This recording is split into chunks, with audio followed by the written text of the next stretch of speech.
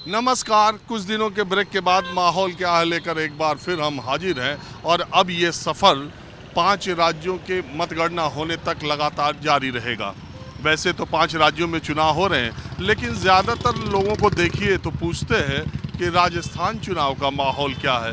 दरअसल पिछले कई सालों से, कई दशकों से राजस्थान में एक परंपरा चली आ रही है कि हर बार राज बदल जाता है, यही रिवाज चल पड़ा है। लेकिन इस बार अशोक गहलोत की सरकार की बहुत सारी स्कीम्स ऐसी हैं जिसकी वजह से ये कहा जा रहा है कि अशोक गहलोत क्या वापसी कर सकते हैं। मैं इस वक्त राजस्थान विधानसभा के सामने हूँ, जयपुर में। बहुत ही खूबसूरत विधानसभा भवन है। हालांकि 12 साल पहले ये नया वाला विधानसभा बना है। 200 सीटें राजस्थान विधानसभा में हैं। 2018 के चुनाव में 200 में 100 सीटें कांग्रेस पार्टी को मिली थी, बहुमत से एक कम मिली थी, लेकिन निर्दलीय और तमाम दूसरे छोटे दलों का समर्थन के साथ ये सरकार 5 साल तक चली है।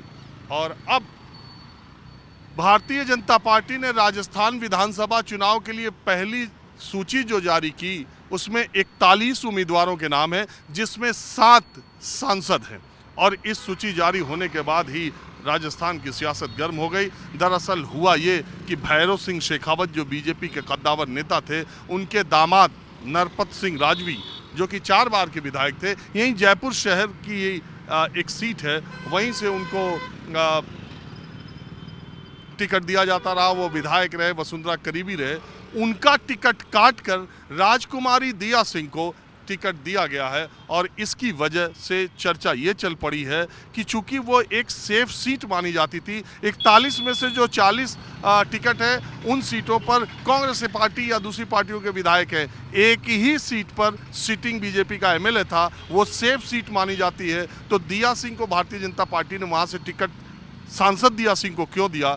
इसका मतलब कई लोग ये लगा रहे हैं कि शायद दिया सिंह का उपयोग राजस्थान के दूसरे विधानसभा क्षेत्रों में किया जाए और शायद भारतीय जनता पार्टी का केंद्रित नेतृत्व राजकुमारी दिया सिंह को वसुंधरा राजे का रिप्लेसमेंट भी मान सकता है। तो आज मैं आपको थोड़ा जयपुर के पुराने शहर की तरफ पहले ले चलता हूँ और फिर आज उसी सीट पर ले चलूँगा जहाँ पर यह घमासान जारी है। अब जयपुर आओ तो हवा महल ना दिखाओ या ना देखो तो पूरा जयपुर के आने का कोई मतलब नहीं रहता। तो बात यहीं से शुरू करते हैं। मैं पुराने जयपुर जो शहर है, हवा महल आप पीछे देख ही रहे हैं। आपको ये भी बता दूं कि जयपुर देश का पहला ऐसा शहर है जिसका आर्किटेक्ट, जिसकी डिजाइन, जिसका नक्शा पहले तैयार हुआ, शहर बाद में बसाया गया। दूसरी बात है कि जयपुर को गुलाबी शहर कहते हैं। आपको कई बार लगता है गुलाबी शहर क्यों कहते हैं, इसकी भी एक दिलचस्प कहानी है। दरअसल प्रिंस ऑफ वेल्स यानी ब्रिटेन के राजकुमार जयपुर की यात्रा पर 1876 के आसपास आने वाले थे। उस समय जैसा हमारे आपके घर होता है, कोई अच्छा बड़ा मेहमान आने वाला होता है तो आप उसके लिए तैयारी करते हैं, आप उसके लिए सजावट करते हैं, घर को साफ सुथरा करते हैं। तो एक महाराज, एक ब्रिटिश राजकुमार के आगमन के लिए, स्वागत के लिए उन्होंने ये तय किया कि पूरे पुराने जयपुर शहर को एक ही रंग से रंगवा दिया जाए। उसके पहले जयपुर रंग बिरंगा शहर था, अलग अलग रंग थे। तो जब एक रंग से रंगवाने का उन्होंने फैसला किया तो गेरुआ रंग को छोड़ के उस मात्रा में उस वक्त एक रंग कोई मिला ही नहीं। तो इसके लिए उसी रंग से रंग दिया गया और तब से ये गेरुआ रंग में पुराना जयपुर रहता है। और इसके बाद में महाराज ने एक नियम भी निकाल दिया था कि अगर किसी ने बिल्डिंग दूसरे कलर की की तो उस पर दंड लगेगा, जुर्माना लगेगा। तो इस तरह से ये पिंक सिटी बनी, गुलाबी शहर बना। मैं हवा महल के सामने हूँ, आपको जयपुर के अलग अलग इलाकों में ले चलता हूँ, लेकिन बिल्कुल आम लोगों से कुछ चर्चा करता हूँ। यह बैटरी रिक्शा, क्या नाम है आपका? सर इनसे बात कीजिए मेरा। तुम्हारा नाम वो बताएंगे, तुम नाम बताओगे? ये बता देंगे आपको सर। आप अपना नाम बताओ पहले। मेरा राशिद खान है। हाँ? राशिद खान। तो राशिद, एक बात बताओ, ये अनाज फ्री वाला मिल रहा है? जी हाँ। हाँ? जी हाँ मिल रहा है। किसकी सरकार का? ये अशोक गहलोती सरकार से। तो मोदी सरकार का? अशोक गहलोती सरकार से। और मोदी सरकार का? अशोक गहलोती सरकार से मिल रहा है यहाँ से। कितना? जयपुर से अपने मिलता है आदमियों के 5 किलो के हिसाब से। और मोदी सरकार भी तो दे रही है अनाज। मोदी सरकार का पता नहीं, हमें अशोक गहलोत की तरफ से मिल रहा है। अभी चुनाव में क्या होना है? अब चुनाव में तो देखो क्या होता है अभी आगे आगे। हाँ? अभी देखो आगे आगे क्या होता है चुनाव में। क्या लग क्या रहा? अभी कुछ कह नहीं सकते ना।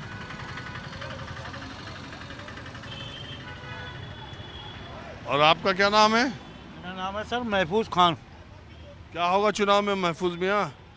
महफूज साहब, अब चुनाव में तो जो हमें लोगों को देखो धंधा हमारा चलेगा, कोई हम तो कहेंगे जीते भाई, देखो कोई जीते, और हमारा धंधा नहीं चलेगा तो हम तो कहेंगे जो बिल्कुल ही पार्टियाँ ही खत्म हो जाएं। क्यों साहब, हम आप मेहनत कर रहे हैं, पेट भर के रोटी नहीं मिल पा रही है। क्यों? धंधा ही नहीं है, सवारियाँ ही नहीं है, बताओ कहाँ क्या करें, कहाँ से तेल डलाएं गाड़ी में। ये सारी बात तो ये हैगी भाई, हम मजदूर आदमी हैंगे, हमारी मजदूरी से हमारा पेट ही नहीं भर पा रही है, दिन भर परेशान हो रहे हैं, 200-400 रुपये कम रहे हैं, उतने का तेल पड़ जा रही आएगा। टूरिस्ट तो आ रही है खूब। टूरिस्ट आ रही है साहब, लेकिन नहीं ऐसी आ रही है लोकल, जो गाड़ियों में बैठी नहीं रहेगा। अपनी अपनी समस्या है। हाँ जी, हाँ क्या बोलना है? क्या बोलोगे? आप बताओ क्या बोलना है भाई साहब?